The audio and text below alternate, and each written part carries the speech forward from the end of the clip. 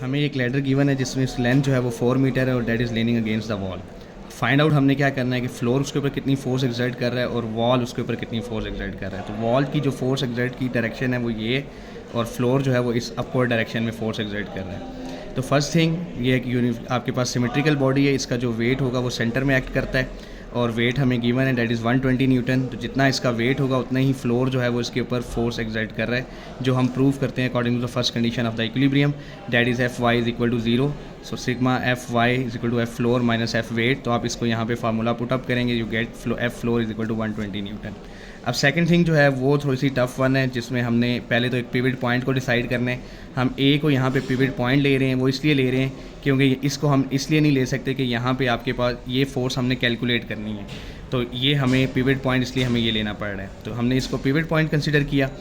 अब यहाँ पे देखें कि हमारे पास अल्टरनेट एंगल्स में अगर हम इस री को ड्रॉ करें, दो पैरेलल लाइंस हों, अगर वो ट्रांसवर्सल लाइन उसको कट कर रही है, तो जो इनसाइड एंगल बन रहा होता है और जो आउटसाइड एंगल होता है वो दोनों सेम होते हैं, 70 डिग्री 70 डिग्री। तो ये एंगल अगर 70 डिग्री है तो ये एंगल भी 70 डिग्री है।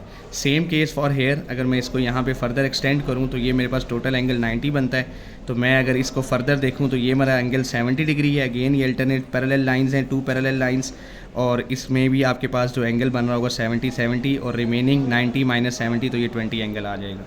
तो अब हमने इसको कंसिडर किया हुआ है पिवट पॉइंट। ये जो वेट की वजह से, लेटर की वेट की वजह से फोर्स एक्सर्ट हो रही है, ये क्लॉकवाइज डायरेक्शन में है, और वॉल जो है वो एंटी क्लॉकवाइज डायरेक्शन में फोर्स एक्सर्ट कर रही है। तो clockwise movement is equal to anti clockwise movement.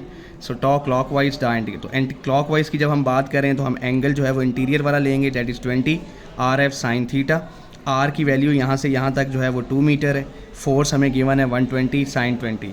इसी तरह जब हम एंटी क्लॉकवाइज पे जाएंगे तो ये इसका देखें मोमेंट आर्म 4 है, और उसके बाद जो फोर्स है वो हमने मालूम करनी है, और एंगल जो है वो साइन 70 बन रहा है। तो हम इसको जस्ट रीअरेंज करें तो आपके पास जो है वो एफ वॉल की फोर्स आ जाएगी, और अकॉर्डिंग टू द बुक जो magnitude of the force calculate करनी है हम उसको एफ वॉल का स्केयर प्लस एफ फ्लोर का स्केयर, तो हमारे पास ये रिजल्ट आ जाएगा।